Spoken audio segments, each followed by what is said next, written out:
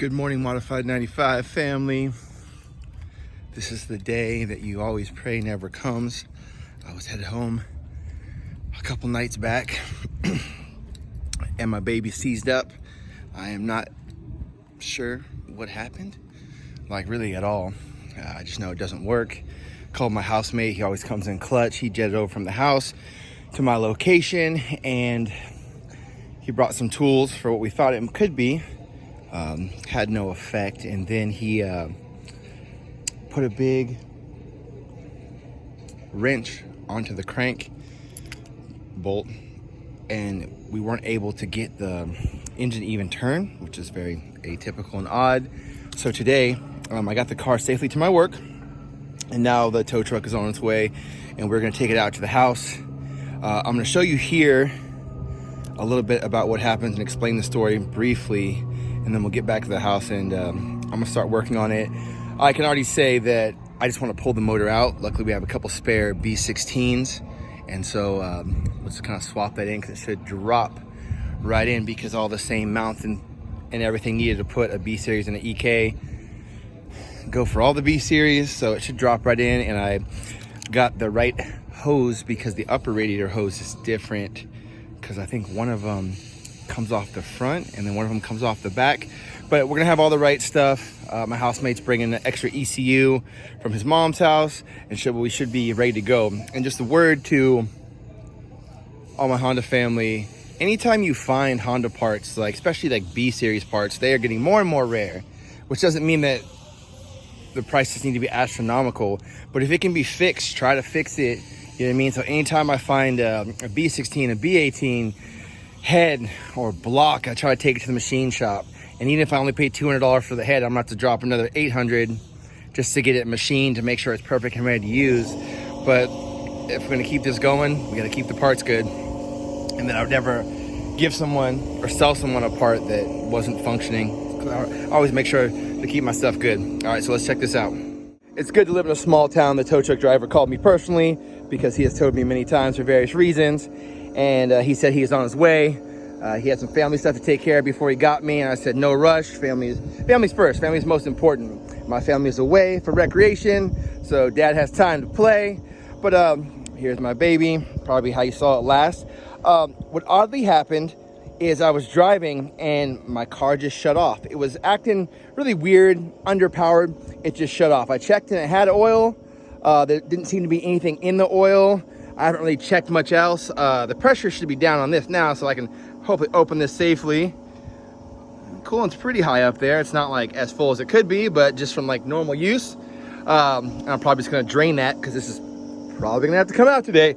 But so I was running these ground wires. This is not a filter, I'm just really greasy, and so that just gets on my camera. But my mount right here was like tried to ground. It was like trying to burn. So when I tried to start the car, a bunch of smoke came out, and I don't know what from. So also hope my ECU's not fried. But I don't think there's like a lot of current like running through a wire like this, right? So when my housemate came through, he had a spare ground wire, so we just put it in the same hole, put it on there, and just to circumvent this and see if it would start. We even tried push starting it, and when we push it, pop the clutch, the car would just stop like you were hitting the brakes hard because the motor wasn't even turning over. So in lieu of taking this apart, I just want to get that other motor in here today is my hope. So we definitely have to see how this goes. But in the meantime, I am going to, off camera, since I'm at work, I have a really nice pressure washer here. I'm gonna spray out the engine bay. I'm gonna cover up my air filter. I'm not gonna blow it on all this stuff, but just everything down below, just so it's nice and clean, so it's easy to work on. All right, boys and girls, we're back home, finally, good. So this video is gonna take all day, is gonna be my assumption, and probably longer than that. But I have one day because the family's away. I really need my housemate to be off work, but he'll be back later. And I'm sure the first thing he's gonna wanna do when he gets done working hard all day is help me out. So exciting. But you could see when I was at work, from when I showed it before, I just kind of cleaned and wiped this down. Just really trying to limit how dirty I am going to get. So I think I'm gonna start by taking this cover off, pulling the spark plugs, leaving them over here. Obviously not taking them like off because I don't want to remember what the order is, because that's always a big deal. And I'm going to pull all the spark plugs and I'm going to look at them, see how they look, see if there's anything on them, if they're covered in oil or rusted from the week since this blew up. It's a little shy of a week. But then also I am going to remove this wheel and jack it up, and I'm going to put an extension and a breaker bar onto that crank pulley, and I want to see if I can get it to turn. I'm hoping it was just having a temper tantrum and now it will turn. If I don't learn anything from any of those things, the coolant's not low as we checked, so I don't think that the coolant is going into there through like a blown head gasket, because it didn't feel like the car was blown. I've blown a lot of stuff, no pun intended, and it didn't feel like that. So we're gonna see what we can do, and if not, this video will turn into pulling out this engine. The strut tower bar will come off. I'll probably disconnect everything, take off the intake, probably drain the coolant and capture all that, because that's all so good and I don't want to lose it. I don't want to waste it, so I'll get a bucket to capture that, and then I will pour it into a coolant bottle I have sitting right here from where I kept refilling it with. I'll pull the radiator and I'll get it all prepped. That way when the big guns get here, we'll be able to get this thing out. And I think we have almost every part to make this work. The garage says it's only 87 in here, so why I'm sweating like a pig, I do not know. I can see some of the other projects. It's just still waiting to go in the wagon. I just got these new headers. I'm very excited. The 42-to-1 DC Sports ones. And then I also got these ones right here. And they're not as bad as they look. And I'm going to get these all cleaned up and painted just so they don't rust any farther. And then I don't run a very low car like stance where I'm going to bottom out on anything from hitting them. But I definitely want to take good care of these. So I got a great deal on both. But this is the motor hiding. My housemate has volunteered this as tribute. I have a B16 right there. This is his big B16, but as you can see, his has the intake manifold and throttle body on it. So this came out of the most recent running car. This has been put together from a running block that I was running and a head that I got new from a machine shop. So everything is good and he put it together, and I got a lot of trust in his work. But this one we know was running, so it's pretty much, for lack of better words, drop-in ready. Here we go. You said never let me go. You said never let me go. You said never let me go. You said never let me go. You said never let me go. You said never let me go.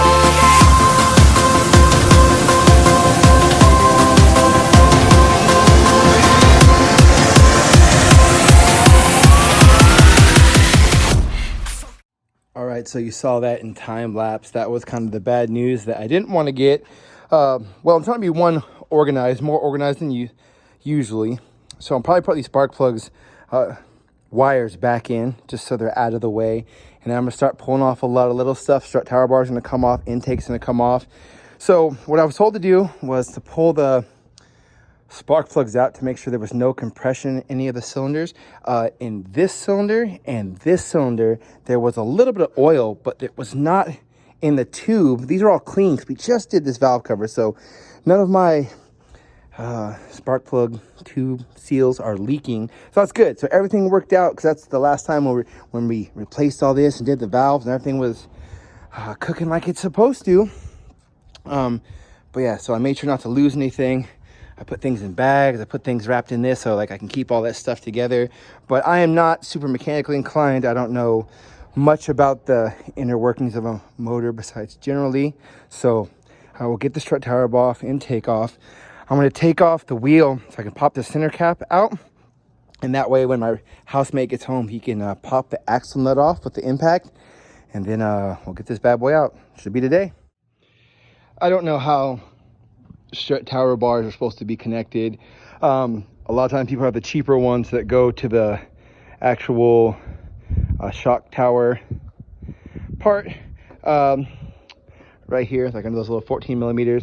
So we just drill through here. That's how they come, like on the Integra and the EG, they already come pre-drilled. You just like put the bolt through. So these bolts are just from like Lowe's. These are 13 millimeter. That's the one that fit, and this is a little bit longer than it needs to be, but it works. So I just have to put a 13 on the back and then impact them off. That's how I always do it. But the reason I brought you guys over here is, I don't think I ever said what I'm gonna do now that I found out that the motor wouldn't turn when I put the breaker bar on it. I'm just gonna start prepping it. So right now I took the center caps out, doing good, keeping everything together. It's like who's doing this project? Not me, because I'm never this well organized. But on this side, I was having trouble with the brakes and the wheel. This can't really tell because this is the spare wheel. It's just heavily coated. This one would always be black, and my other wheels are all white. So I don't know what happened, if my pad is too low. I can't really tell. I mean, I have new rotors and pads to go on here, but this is so thick. It looks like if you put this on a record player, it would play. So something was going wrong. Something was dragging the whole time, and none of this is surface height. It's deep. It's real deep. Yeah, we gotta get to the other side, and this you find a lot of damage. This is a boot that's just destroyed, so I gotta fix that. And in another video, I found out that my rear strut tower bar was missing one of the brackets, so it wasn't, sorry, sway bar, so it wasn't swaying the way it should be. I've also noticed increasingly more damage right here. Y'all see that? It seems like my upper control arms are traveling far enough to hit that, and I did not think I was that low. So par for the course. Let me get to the other side. I had this idea.